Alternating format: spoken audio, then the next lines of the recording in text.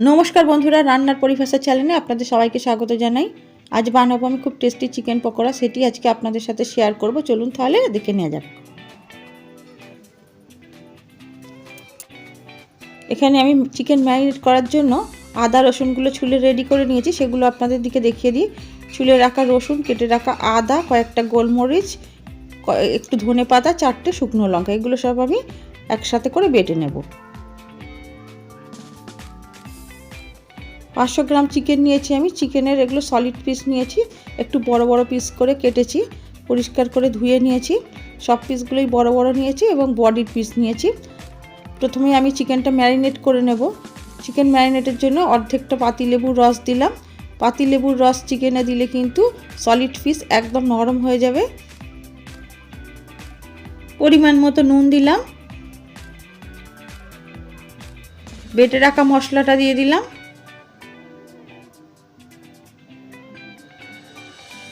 Half চামচ গরম মশলার গুঁড়ো দিলাম। দিয়ে চিকেনটাকে খুব ভালো করে মেখে নেব। চিকেন কিন্তু মেখে যত টাইম আপনারা রেস্টে রাখতে পারবেন কিন্তু চিকেন ততই সফট হবে এবং খেতেও কিন্তু টেস্টি হবে। দেখুন চিকেনটা ভালো করে আমি মশলাগুলোকে খুব ভালো করে মেখে নিয়েছি। চিকেনটা আমি সকালবেলা মেখেছি, এটা আমি সন্ধেবেলা পকোড়াটা বানাবো। আমি মেখে আমি এটাকে 6-7 ঘন্টার জন্য রেস্টে রাখবো। চিকেনটাকে আমি ঢাকা বন্ধ করে ফ্রিজে রেখে দেব।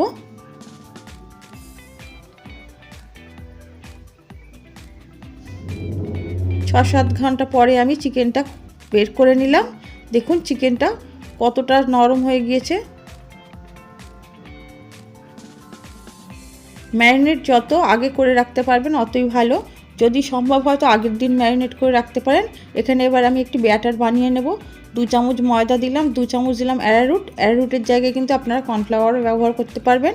কিছুটা দিলাম টোস্ট বিস্কুটের গুঁড়ো, হাফ চামচ চিলি ফ্লেক্স, হাফ চামচ আদা রসুন বাটা, অল্প একটু গোলমরিচের গুঁড়ো,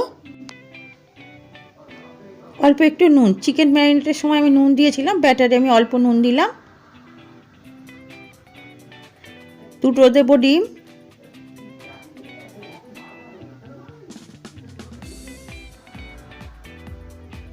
অল্প একটু জল। এবার ব্যাটারটাকে ভালো করে আমি চামচ দিয়ে ফেটিয়ে নেব।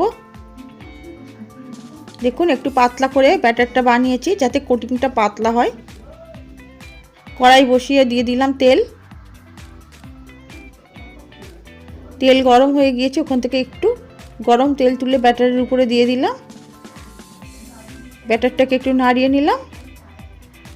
এবারে চিকেনের পিসগুলো ব্যাটারের মধ্যে দুপাশে এরকমভাবে লাগিয়ে গরম তেলের উপরে ছেড়ে দিলাম। আবারও আমি চিকেনের পিস নিয়ে ব্যাটারের উপরে দুপাশে লাগিয়ে গরম তেলের উপর সব চিকেনগুলো ছেড়ে দিলাম। এক পাশ করে হয়ে গিয়েছে পকোড়াগুলো, উল্টিয়ে দিলাম। এই চিকেন পকোড়াগুলো কিন্তু খেতে অসম্ভব সুন্দর হয়। আপনাদের যদি এই চিকেন পকোড়ার রেসিপিটা ভালো লাগে তো আপনারাও আপনাদের বাড়িতে কিন্তু বানিয়ে খেতে পারেন। আশা করছি চিকেন পকোড়া সবার বাড়িতেই হয়, আপনারা একবার হলেও এই প্রসেসে চিকেন পকোড়াটা বানিয়ে দেখুন। চিকেন পকোড়াগুলো ভাজা হয়ে গিয়েছে, উঠিয়ে নিলাম।